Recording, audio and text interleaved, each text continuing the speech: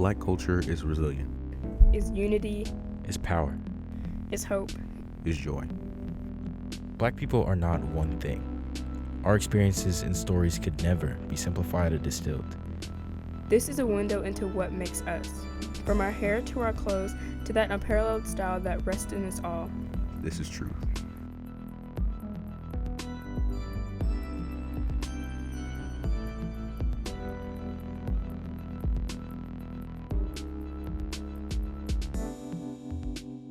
Black hair is not just a trend. It's a part of us, and that reflects our experiences from throughout the world. It is not ghetto. It's art. I think for many years, black hair has been portrayed as being ghetto because it has been put into the media and mainstream that straight hair is the only thing that is presentable in the workforce and that looks well on every person, every woman. So I have definitely gone on a journey with my hair. As I stated before, I change my hair about weekly, if not monthly. I express myself all the time with my hair, and I get bored very easily with it and try to find different ways to do it. So to have women trying different styles and colors and things now, people aren't as used to it, and so they're just trying to follow the norm, and the norm has always been straight hair and nothing else.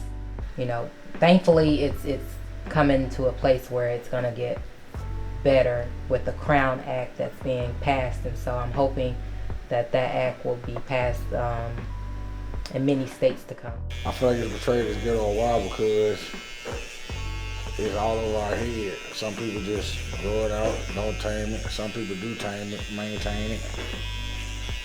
It's just the way we're perceived in America's eye. They already label us as thugs. So if we just got wild hair all over our head, they give them more ammunition. Just because you have a wild hairstyle doesn't mean anything. I have what they claim as a wild hairstyle, but yeah, I'm a business owner. I own a barbershop.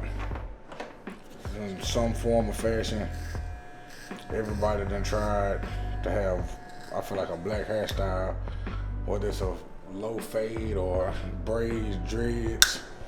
Everybody done tried it. Just go there and let your hair down when you go to the barbershop, talk about whatever. And what happens in the barbershop stays in the barbershop.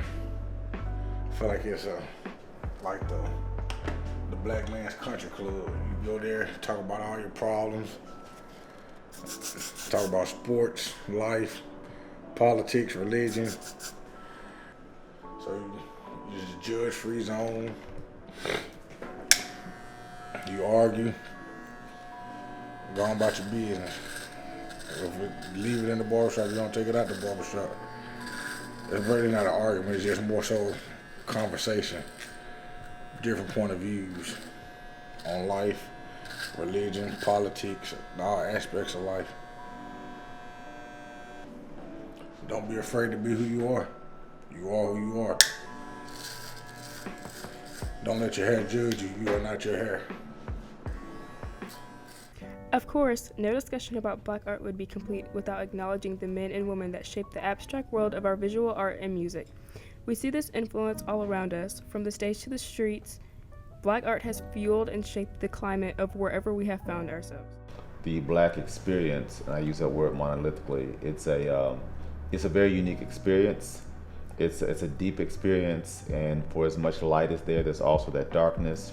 Because when you think about a people who can live in an area of slavery, where you have lynchings and all these types of atrocities taking place, in the midst of all of that, your child could be taken away at any point, your wife could be taken away at any point, and you live under that constant pressure.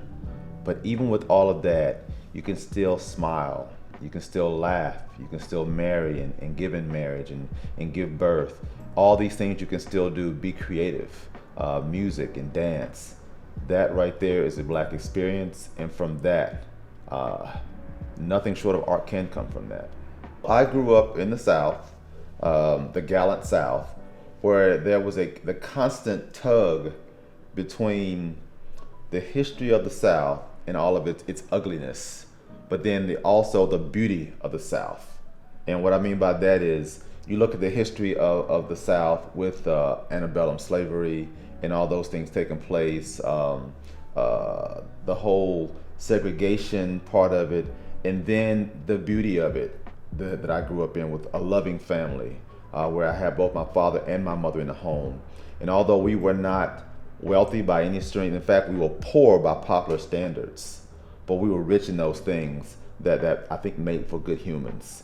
So my art comes out of that, from the weekends, my mom cooking the big meal, or when my grandmother's alive, us going to her house and all the cousins gathering there. And seeing that positivity allowed us to adjust to the outside world so much better, because we knew we had a place always to come home to. And from that bedrock, from that garden, is where my creativity grew. Black art has, in essence, been, and I use that term in quotes definitely, has been the salt. It's the seasoning of the society. Because you imagine how bland this world would be, specifically this country where I'm living now, if it were not for the culture, the art that we brought to the people. When it comes to, visual art, the jazz, the dance, it's the culture feeds off of us, and without it, it would be very, very, like I said, bland. So when I look at that, I don't think it would have, I don't want to use the word survived, but it wouldn't be to the level where it is if it were not for Black people in this country and for us. And I just want to be a portion, a part of that long tradition. Art is different from academia, which I love, because it goes beyond the mind and it taps into the soul. So art is a soul speak, and it's inspiration. And sometimes it's hard to explain inspiration. You can look at a sunset and you can't explain why it inspires you. You look at the way that a flower unfolds, you can't explain why it inspires you, but it does. And that's what art does for me. It speaks to that part of me that connects me to my past and also my future. So it suspends me between my descendants and my ascendants, those who've gone before and those who come after. So that's kind of a magical place, and having the ability to wield that magic, because what I do is create illusions, brings me immense joy. To be able to tap into the soul of other human beings and inspire something in them. And I think for me, it's cathartic. It's like it's like therapy. When I'm creating art, whether it's painting or drawing, which I still love to do like crazy, pick up a pencil and just go at it. It brings me a feeling of accomplishment, to take a blank sheet of paper and to put it down, and then sometime later walk away and there's something that I birthed into this world that wasn't there before. That's a gospel song. The Black story is one of perseverance in the face of overwhelming adversity, of speaking with one voice, fist held high and glowing pride, of making diamonds from ashes, and though none of us share the exact same mindset, lives, or beliefs, our shared experience is enough to unite us. In love,